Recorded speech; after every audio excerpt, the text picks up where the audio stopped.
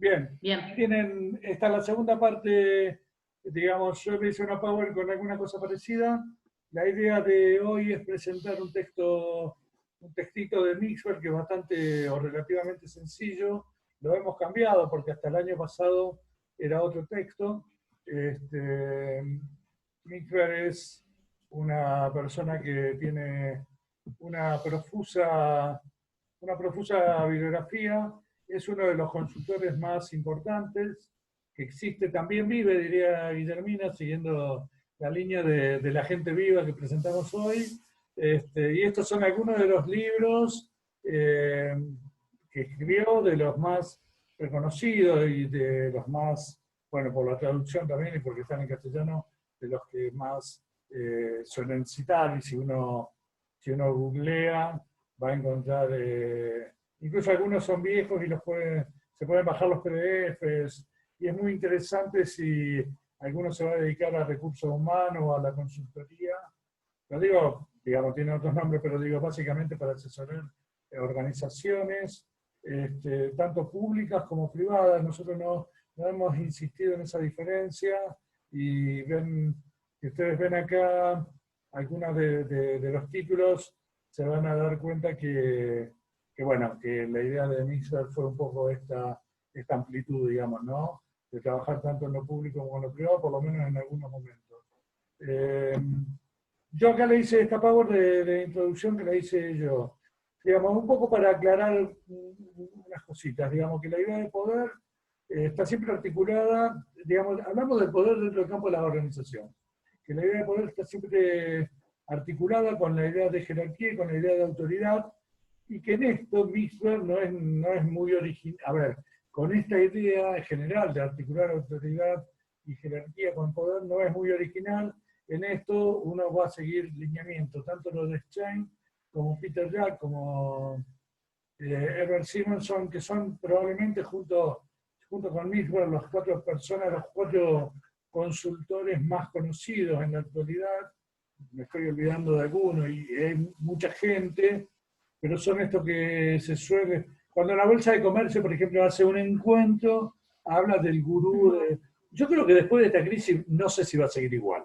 Esto lo aclaro. ¿Tá? Pero bueno, hasta esta crisis, hace un par de meses atrás, hablaba de los gurúes de empresa. Entonces, cuando venían a Rosario, a Buenos Aires, a Córdoba, a Mendoza, eran personas que aparte o ibas por invitación o te cobraban $1.500 la tarjeta, digamos, no eran este tipo de cosas, asesores tipo gurúes, como si fuese de un orden mítico, digamos, y bueno, en realidad Mixwell está a esa misma altura, como Che, con Simon, con Peter Jack, digamos, a esta altura, y tiene muchos videos, tiene una página, yo no lo conozco personalmente, a Mixwell en los videos parece una persona simpática, en uno de hecho aparece como remando o alguna cosa parecida a esa, pero bueno, digamos, la idea es que tampoco tiene una tanta originalidad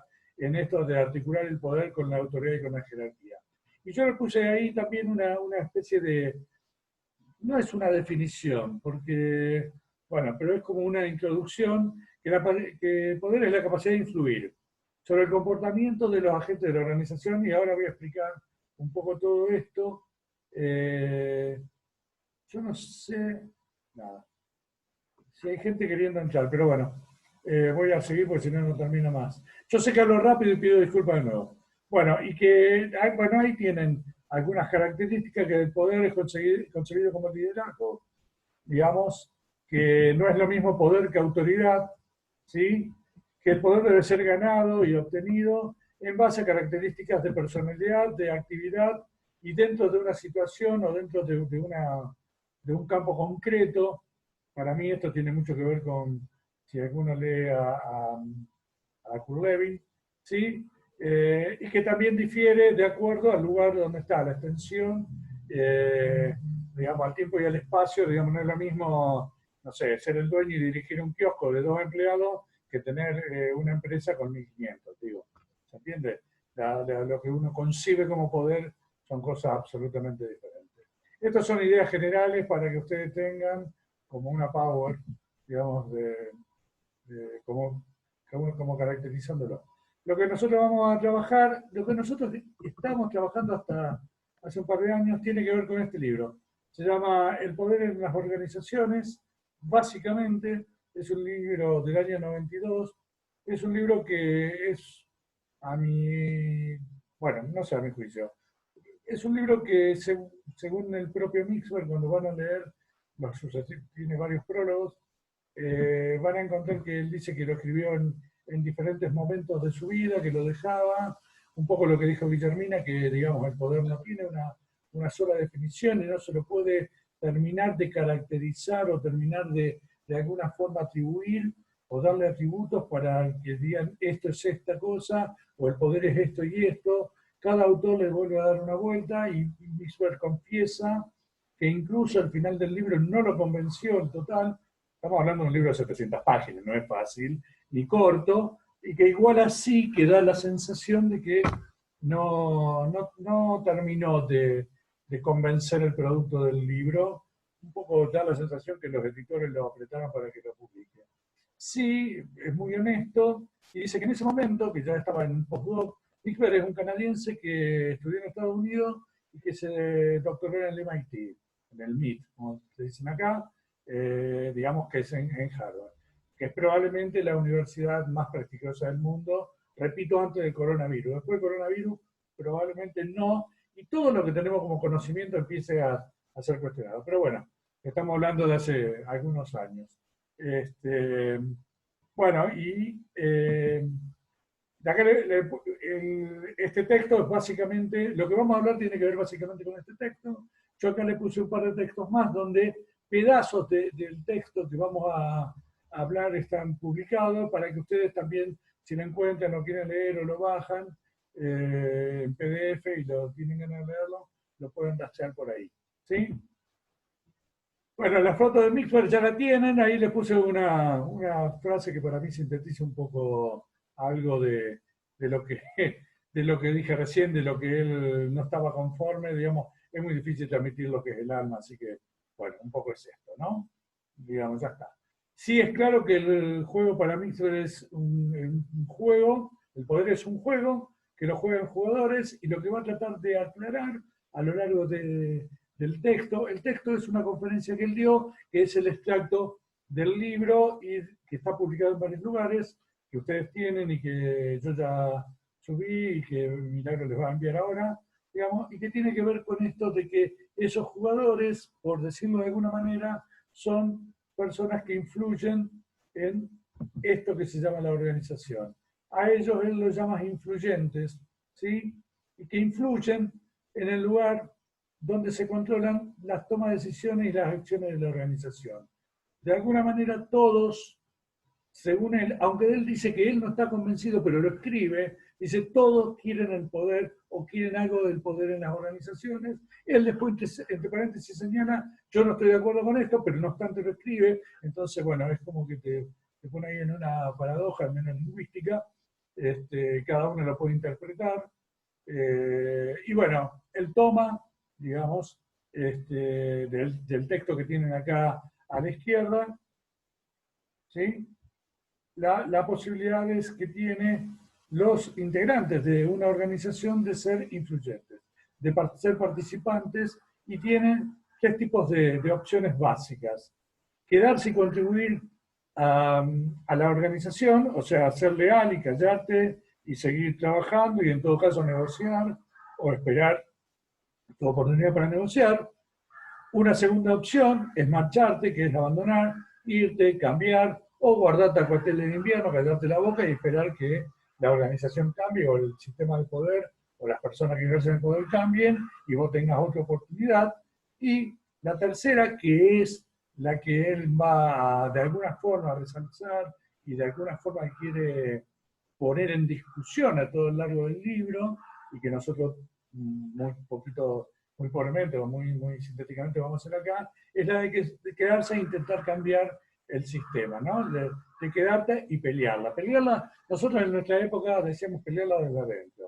Fue toda una discusión en los 70, no soy de los 70, digo, fue toda una discusión en los 70 no voy a hablar de política acá, pero digo, los que son viejos lo saben y los que son jóvenes estaría bueno que lo lean. Hay un momento cuando vuelve Perón, en el 73, que los montoneros, que era una parte del peronismo, Perón los trata de inverno en la Plaza de Mayo y se retiran, se van. No voy a hablar de política, pero me parece que el ejemplo es más que justo, digamos, donde se rompe el peronismo y muchos que no estaban de acuerdo con lo que Perón estaba diciendo, sobre todo la alianza con la AAA y con López Rega, o con López Rega y por lo tanto con la AAA, se quedan de adentro y luchan, digamos, desde adentro del peronismo, y montoneros y otros grupos deciden retirarse del campo popular, nacional y popular. Digo, fue toda una discusión para muchas agrupaciones y para mucha gente en la década de los 60 y los 70, esto de me voy o me quedo y lucho y la peleo desde adentro. ¿Se entiende? Esto, si se quiere, para mí es una frase o una idea muy sesentista o muy setentista, si se quiere.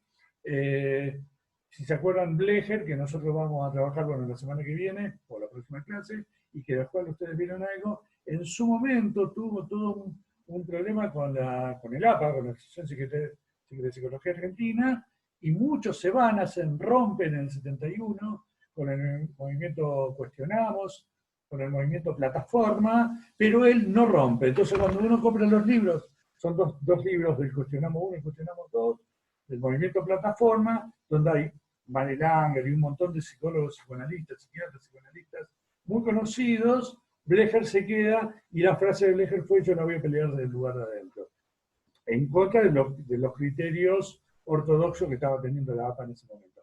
Doy dos ejemplos, pero bueno, como esta posibilidad de cómo entender esto de quedarse y pelear desde adentro. ¿Sí? Lo que él va a decir, perdón, es que en realidad el poder, lo que nosotros entendemos, tiene 5 fuentes o 5 bases que nosotros tenemos que aprender a reconocer cuando estamos tratando de intervenir o hacer un diagnóstico para hacer una intervención en el campo de las organizaciones. Las 3 primeras bases tienen que ver con el fenómeno burocrático de Clossier, algo que trabajamos las semanas anteriores, algo que ya habíamos visto, y que de alguna manera Misber aquí sintetiza diciendo que en realidad estas 3 bases, o sea, de las 5 bases del poder, 3 tienen que ver con Clossier, esas 3 bases tienen que ver con que poder es control. ¿Qué tipo de control o qué es lo que intenta controlar o cómo se intenta controlar? Es cuando uno controla los recursos de una organización, cuando uno de alguna forma controla una habilidad técnica, ¿sí? O cuando uno controla un conjunto de conocimientos. Cualquiera de estos 3 controles, cualquiera que tenga algo de estas 3, de alguna manera, bases, va a controlar de alguna manera la organización, porque la organización va a depender, ¿sí?, de esa persona, por lo menos, o de ese grupo de personas en ese momento. Tienen que ser conocimientos y técnicas o recursos muy raros y muy escasos. La característica es que sea poco. Si es algo si un técnico que abunda, no va a tener poder, porque la organización va a buscar a otro.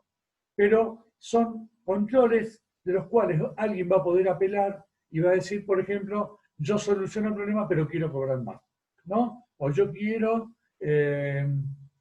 no sé si ustedes son, o en algún momento fueron, si no, mírenlo, porque ahora ya está abierto, digamos, porque pueden ver Doctor House. Doctor House era un médico, supongo que todos vieron la serie o saben de la serie, pero miren los capítulos, porque entre todas las cosas, la cantidad de cosas de la serie de Doctor House, en los capítulos se juega siempre una relación entre poder y saber, y de enamoramiento, y de muchas otras cosas, entre él, que teóricamente es esta persona que tiene una habilidad técnica y un conjunto de conocimientos, las 2 cosas, y un recurso, probablemente las 3 cosas, contra la directora del hospital, que, bueno, digamos, y ahí se juega una relación donde él tiene este control porque tiene los recursos, entonces maneja los tiempos, pide dinero, pide una sala más grande, pide una plaza de parking, de estacionamiento, etcétera, etcétera, etcétera. ¿Sí?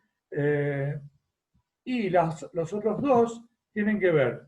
Y el cuarto tiene que ver con esto que nosotros hablamos, que está muy ligado a lo que dice Weber, que tiene que ver con la posibilidad de la legalidad, ¿no? Que uno tiene poder solo por el lugar que ocupa. A mí cuando yo llego a estos lugares se me ocurre o el lugar del juez o el lugar del presidente o la monarquía. Digamos, un rey tiene prerrogativa, por ejemplo, no pagan impuestos. A santos de son reyes. ¿Se entiende? Digo esto como puedo decir un montón de otras cosas. No pagan el impuesto a la fortuna, por ejemplo. ¿Se entiende? Los reyes y los nobles en general, lo digo. Sí, en Argentina no hay, digamos. Pero bueno, sí da prerrogativa, por ejemplo, tener fueros,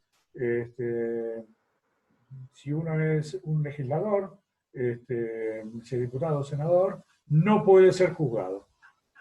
¿Sí? ¿Se acuerdan del el famoso caso de Carlos Saúl, que él fue juzgado después que dejó los fueros y que cuando estaba siendo juzgado volvió a tenerlos, por lo tanto quedó, no sé si 40 días en un arresto domiciliario, donde eligió el domicilio. Bueno, nada, son prerrogativas legales que todos tienen o que existen en todos los lugares. Y la quinta, a mí me sorprende siempre cada vez que me toca decirlo, tiene que ver con eso, con tener acceso a una de las otras cuatro. Esto suena tan extraño cuando si ven lo de caso de Necochea, porque tener acceso puede significar casi cualquier cosa, desde ser la mujer del dueño o ser el hijo del dueño, a ser el amigo del dueño, a ser la amante del dueño. Suena a cualquier cosa, pero bueno, Mixwell lo toma de esa manera, yo lo pongo de esta manera y ustedes piénsenlo como puedan, porque esto es lo que dice Mixwell en este punto. Así que esas son las 5 bases, ¿sí?, del poder. Perdón, se me fue la power. Que está resumido acá abajo para tener una síntesis para que lo vean cuando quieran estudiarlo, ¿sí? Pero él dice que no es necesario tener una de estas bases del poder. Esas bases del poder, o esa base del poder, alguna, o todas, o algunas, ¿sí?, se ponen en movimiento y se dinamizan, si se quiere así, básicamente a partir de la figura de un individuo que las hace poner en juego. ¿Cómo? ¿No? A partir de la voluntad y de la habilidad que tenga. Esto acá es una forma, digamos, de resumir que el poder de alguna forma se puede resumir en lo político. ¿Se entiende? Y ahí es donde el poder se empieza a focalizar, o se lo puede empezar a divisar como una persona influyente. Yo acá les puse un caso que es un extracto que cuando lean el apunte lo van a encontrar textual, lo copié textual porque tiene que ver con la universidad y bueno, a lo mejor encuentran algún parangón con nuestra universidad, nuestra facultad, o no, digamos, después lo leerán. La idea también era ponerlo porque a lo mejor parte de la regularización puede ser un trabajo, y bueno, y ahí tienen un ejemplo para hacer un comparativo con nuestra facultad. O sea, lo que quieren ir preparando un trabajo tienen ahí. Bueno, y esta habilidad, digamos, tiene que ver con esta posibilidad que tiene de tener una de estas bases del poder y poder manipularla de alguna manera de una forma más personal, digamos. Tienen que tener esa posibilidad de ser o de manejar esa sensibilidad a la hora de tener relaciones, ¿no?, de manejarse en este mundo de relaciones que es el campo de las organizaciones y sobre el cual todos los que decidimos quedarnos adentro tenemos que participar. De alguna manera, intentar cambiarla desde adentro, ¿no? Quiero decir que en realidad esta característica, este movimiento de estabilidad política tiene que ver con características del liderazgo que son personales, que son intrínsecas a las personas. Me quedan menos de 40 minutos, así que voy a ir más rápido todavía. ¿Sí? Esto tiene que ver con la fuerza, con el encanto, con el atractivo, y esto se lo considero, se lo denomina atributos personales, recursos personales, perdón, y que tiene que ver con el carisma. Yo abajo puse una frase que lo sintetiza, ¿sí?, que deriva de alguna de estas bases junto con el esfuerzo y la habilidad para utilizar la base. O sea, yo puedo tener mucho carisma y mucho encanto, pero si no lo utilizo, ¿se entiende? Yo puedo ser el hijo del dueño de la empresa, pero si yo no lo digo y no quiero ponerlo en juego en una conversación o en una reunión, de nada me sirve, o yo puedo hacer, bueno, no voy a dar ningún otro ejemplo, pero pueden imaginarse un montón de ejemplos en función a eso. ¿Ok? Y acá sí llega lo que yo considero la parte a la cual Mixwell quiere llegar, que es donde dice que los actores, digamos, en este juego, ¿no? de influencer, digamos, como se dice ahora, un poco, bueno, no importa, hay una buena película hablar del influencer, es la capacidad de negociar, ¿se entiende? Y él va a decir que esta capacidad de negociar se va a dar a partir de lo que él denomina coaliciones y encuentra dos tipos de coaliciones o caracteriza o pone sobre el organigrama dos tipos de coaliciones, ¿sí? Donde se dan las negociaciones. La primera la llama la coalición externa, donde encuentra 4 más 1, si se quiere así, jugadores que de alguna manera van a servir, digamos, a lo que es la coalición externa. La primera tiene que ver con el propietario, uno o varios propietarios, pero básicamente cuando se refiere al propietario es al dueño. ¿Se entiende? Muchas veces el dueño de una empresa es una junta de gerentes y no es una sola persona, pero a su vez tiene una cierta influencia, ¿sí?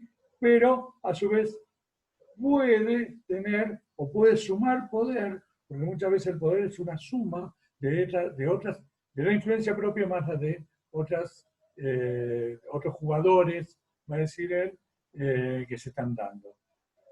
La segunda tiene que ver con lo que él llama los asociados, que tiene que ver con los clientes, con los proveedores, con toda la gente que de alguna forma recurre a la organización y que son terceros, donde la organización está tercerizando alguna cosa y donde de alguna manera esa persona también depende de la organización, pero la organización depende de esas personas o de ese grupo de personas.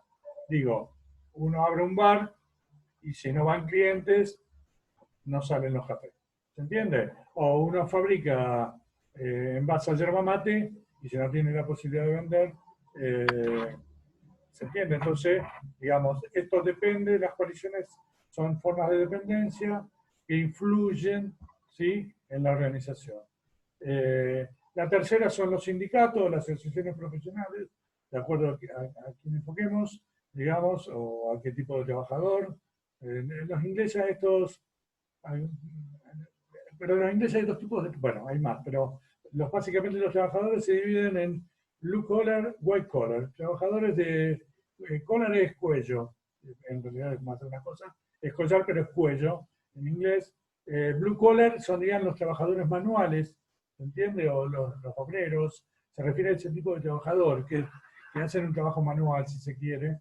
Y los white collar, los de cuello blanco, serían los trabajadores que serían gerentes, empleados bancarios, gente con un poco de jerarquía o con una cierta capacidad que se viste con camisas blancas, por eso es el collar, digamos, el cuello del blanco o azul. Digamos, tendría que ver esto, digamos, normalmente se dice que si es un white collar tiene una asociación y si tiene un blue collar tiene un sindicato. Y después, una cuarta categoría es un público que es un público en general, digamos, ¿no? Que tiene que ver con los familiares de las personas que trabajan ahí, tiene que ver con las opiniones, tiene que ver con grupos de intereses, tiene que ver con la prensa, tiene que ver con distintos tipos de, por ejemplo, gobiernos o pedazos de gobierno. No sé si ustedes saben que los gobiernos, perdón, las empresas colaboran con los candidatos a gobierno en estas famosas campañas cuando son presidenciables o gobernadores, etcétera, etcétera. Bueno, un poco también tiene que ver con ese movimiento, si se quiere, ¿sí? Y lo que marca es que todo esto en realidad muchas veces existe como de otra manera que de alguna manera sintetiza, pero que no es ninguna de estas, perdón, ninguna de estas cuatro cosas en particular, ¿sí? Que él llama un consejo de organizaciones, lo que normalmente son los consejeros y a quienes se les paga por consejeros. Puede ser cualquiera de estas personas, puede no ser, pero seguro que es alguien externo a la organización. ¿Se entiende lo que estoy diciendo? Alguien de la cual la organización no depende. Y luego encontramos, esto a ustedes les va a sonar muy conocido, porque las 5 coaliciones internas o las 5 formas internas tienen que ver con este cuadro que está acá a la izquierda, que es familiar, supongo, porque ya lo vimos, que tiene que ver con lo que nosotros llamamos el ápice estratégico, con los operarios, con la cumbre intermedia, con la tecnoestructura y con el staff de apoyo, que tiene que ver con la estructura, cuando nosotros vimos la estructura de la organización. Eso completarían los 10, a lo cual él agrega 1, lo cual es muy interesante, porque el último, el jugador número 11, y él lo pone de esta manera, el actor número 11, yo le puse jugador, porque él venía hablando de jugador, y acá en vez de hablar de jugador, habla de actor número 11, es lo que en las organizaciones se llama ideología. ¿Se entiende? Es muy extraño que Mixberg hable de ideología y cuando uno empieza a leer el capítulo del libro, este libro largo que yo les digo, hay una introducción en cada capítulo, en cada grupo de capítulos, y él dice que él hace este libro fuera de las presiones, tanto del ámbito empresarial, esto de dar conferencias, asesorar empresas, con la cual él vive muy bien y ha levantado mucho dinero, gana muy bien, y fuera también de esto de que es dar charlas o dar clases en las universidades.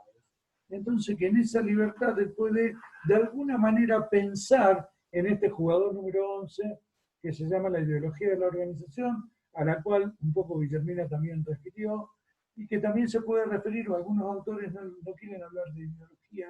Yo creo que la palabra ideología tiene un peso un poco que no sé si es tan, que un poco a veces puede ser ambiguo, de acuerdo al idioma, de acuerdo en el momento y cómo se lo use, y habla de cultura, o a mí particularmente, tal vez porque me gusta más Stein que Mixberg, hablo siempre más de cultura de la organización, pero sí que la cultura de una organización tiene mucha relación con esto que la profesora Guillermina Gigliones, perdón, hablaba, ¿no? Que tiene que ver con la identidad. La cultura tiene mucho que ver con la identidad de las organizaciones, ¿no? Es más, si alguien me apura y me dice, bueno, ¿cómo transpolo Elkins Swartein a Mixberg?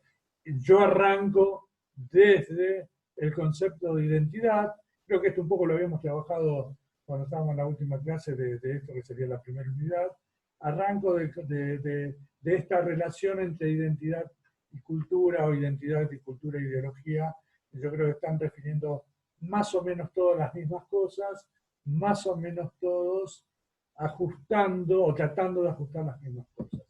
Y finaliza el capítulo de la unidad con el esquema, y ahora sí, ahora el esquema, que si ustedes ven este esquema que está a la izquierda, es el esquema que está en el centro, ¿sí?